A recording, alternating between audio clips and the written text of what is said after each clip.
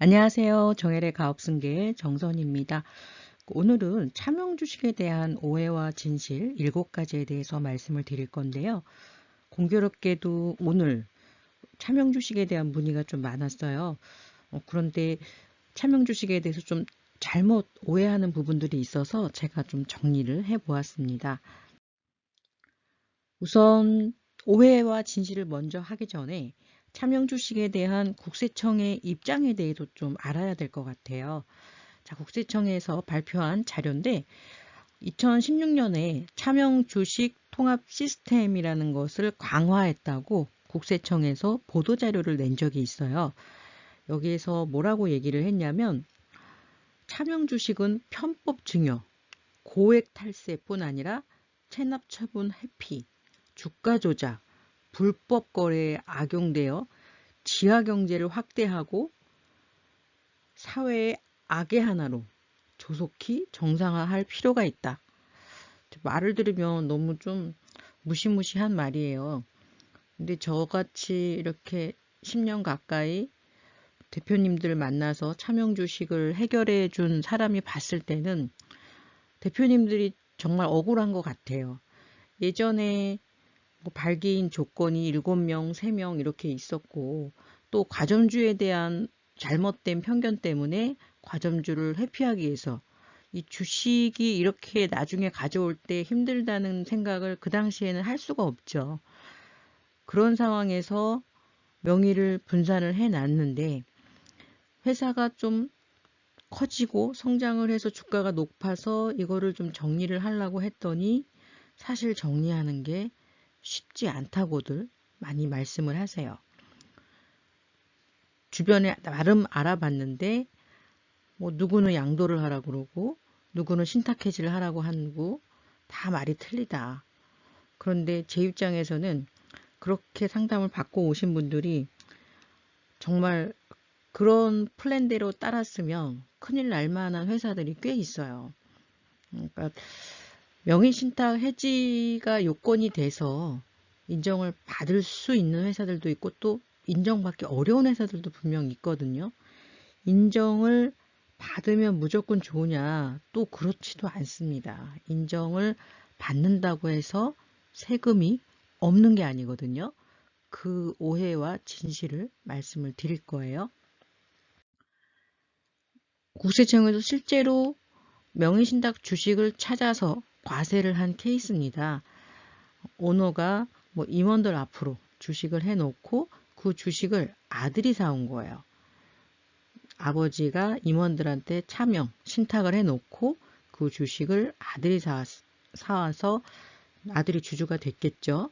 국세청에서 조사를 해보니 이것은 실제 거래한 게 아니라 차명이다. 원래 아버지 거 아니냐.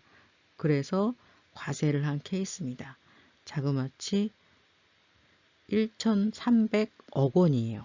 그러니까 차명 주식은 걸리면 세금이 클 수밖에 없는 게 이렇게 과세를 할 때 증여한 걸로 보고 증여세를 과세하니까 증여는 30억만 넘어가도 50%니까 굉장히 세금이 큽니다. 다음은 중견기업 사주가 법인 자금을 이용하여 임원 명의로 유상증자. 그러니까 처음에 신탁한 거 말고 증자를 또 한 거예요. 증자를 하고 그 주식을 또 사주의 2세가 사가지고 왔죠. 자, 이건 역시 신탁이기 때문에 30억 원 추징을 당한 사례입니다. 이번에는 아버지가 좀 신용상의 문제로 주식을 본인 앞으로 해놓기가 그래서 동생과 아들에게 신탁을 해놨어요. 근데 이것도 역시 또 신탁이 밝혀지면서 증여세를 과세를 했는데 증여세는 받는 사람이 내는 거잖아요. 그래서 받은 동생과 아들은 증여세를 내야 되는데 이 아들이 대학교 4학년이었다 그래요. 전체 내용을 읽어보면 낼 돈이 없죠.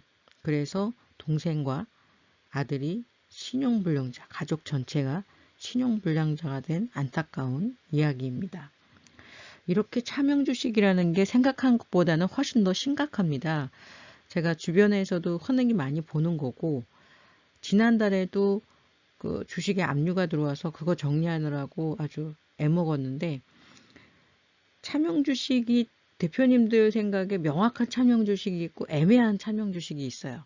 그러니까 설립할 때 같이 설립을 했는데 그 당시에 돈을 같이 낸 것도 아니고, 예전에는 법인 설립할 때 자본금 빌려주고 설립하고 또 도로 빼는 그런 게 꽤 많았더라고요. 그래서 네 돈도 내 돈도 안 들어가고 같이 시작을 했다. 이것은 차명이라고 보기도 어렵고, 네, 아니라고 보기도 어렵고 참 애매하더라고요. 네, 그런 주식이 하나 압류가 들어와서 급히 처리한 케이스가 있는데, 아무튼 대표님들 지금 차명 주식이 혹시 있다면, 그러니까 원래 내 건데 내 이름이 아닌 다른 사람 이름으로 돼 있는 주식, 이런 주식을 차명 주식 혹은 명의 신탁 주식이라고 하거든요. 이런 주식이 있다고 하면은 빨리 정리를 하셔야 됩니다. 그래도 명의를 빌려주신 분하고 관계가 좋을 때 빨리 하셔야 돼요. 명의신탁 해지 문의 들어온 건 중에서 뭐 사이 좋다고 하셔서 실제 회수 진행하다가 변심하는 케이스도 적지 않기 때문에 정말 유대관계 좋을 때 빨리 해 오셔야 되고, 이렇게들 생각을 하세요. 원래 이게 내 건데 뭐 아무 때나 그냥 가져오면 되는 거 아니야? 이렇게 생각을 하시더라고요. 대표님 거지만 법적으로는 그 명의 빌려준 사람을 수탁자라고 합니다. 수탁자의 소유예요. 그래서 신탁자 본인의 주식이라 하더라도 이것은 법상으로는 수탁자 재산이기 때문에 마음대로 그냥 가지고 올 수가 없어요. 그러니까 명의 개선만 해서는 안 된다는 거죠. 다음은 액면가로 매매 신고하면 되지 않겠어? 뭐 우리 회사가 큰 회사도 아니고 조그만 회사인데 뭐 이런 작은 회사까지 그런 거를 따지겠어?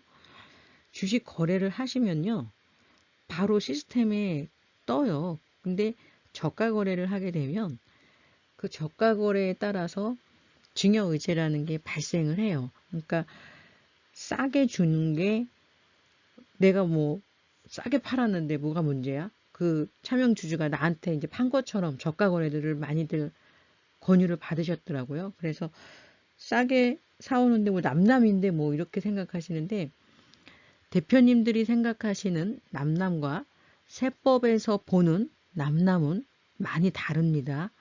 보통은 들어보셨겠지만 특수관계, 원래 비특인데 쉽게 이해하려고 일반관계, 그러니까 특수관계가 아닌 관계에 따라서 거래할 수 있는 금액, 그러니까 뭐 거래는 마음대로 할 수 있겠지만 인정하는, 그러니까 증여라고 보지 않는 그 금액의 범위가 있거든요. 이 범위를 초과했을 때는 증여세가 나옵니다. 싸게 받은 분이. 그렇기 때문에 이런 것으로 인해서 과세되는 케이스가 생각보다 굉장히 많아요. 자, 이것도 지금 저가 거래로 인해서 증여세 과세가 되고 세무조사 사전 통지를 받은 케이스예요. 그래서 저가 거래에 대한 개념이 대표님들이 잘 없으신데, 친인척은 특수관계인이라는 거를 많이들 그래도 알고 계신데, 임직원과 또 지배주주 관계는 친척이 아니어도 특수관계예요. 그래서 거래할 수 있는 금액이 70% 이내에서 70% 이상 거래를 하면 문제가 없고, 70% 이하로 거래를 하면 이제 증여의제가 발생을 하죠. 증여의제가 발생을 해서 거래를 못 한다는 건 아니고 할 수는 있습니다. 단지 증여세가 나온다. 그래서 미리 알고 감안을 하시면 되는데, 전혀 모르고 있다가 나중에 추징이 나오면 신고불성실, 그리고 납부불성실 가산세들이 쭉쭉쭉 붙죠. 자, 다음은 명의신탁 주식은 어차피 그 신탁이니까 그 사람이 주권 행사를 못 하겠지, 이렇게 생각을 하세요. 전혀 그렇지 않습니다. 대법원에서 차명 주주라 할지라도, 그러니까 차명 주주인 것이 밝혀져도 그 사람이 그 당시에는 주주가 맞기 때문에 주권 행사가 가능하다고 판결을 내린 선고가 있습니다. 100년 묵은 명의신탁 대법 전원 합의체로 이것을 신탁이 증명을 해도 명의 빌려준 사람 걸로 봐야 된다. 뭐 이런 내용이 있었는데 굉장히 그 당시에 좀 많이 파문이 있었죠. 그래서 아직까지는 세법에서는 명의신탁인 것을 내가 증명을 하면 인정을 해줍니다. 증명을 하면. 물론 세금은 또 별개예요. 계산을 해야 됩니다. 자, 네 번째, 소송을 해서 원고 승소 판결을 받으면 명의신탁을 인정받을 수 있다. 이 문의도 제가 많이 들었어요. 아, 뭐 소송하면 된다던데 되는 경우도 있어요. 케이스에 따라서는. 근데 다 되는 건 아니라는 거죠. 그러니까 우리 케이스가 소송으로 될 수도 있고 안 될 수도 있습니다. 보통은 이제 명의신탁이라는 증거가 몇 가지 있는데 좀 부족하다라고 했을 때는 주주확인 소송을 통해서 증거 자료를 조금 더 첨부하는 거예요. 그런데 증거가 전혀 없는데 이 소송만 갖고서 인정을 받는다? 그렇지는 않습니다. 인정받지 못하는 경우도 꽤 있습니다. 명의신탁 해지 소송에 승소하면 세금이 없다. 맞을까요? 그렇지 않죠.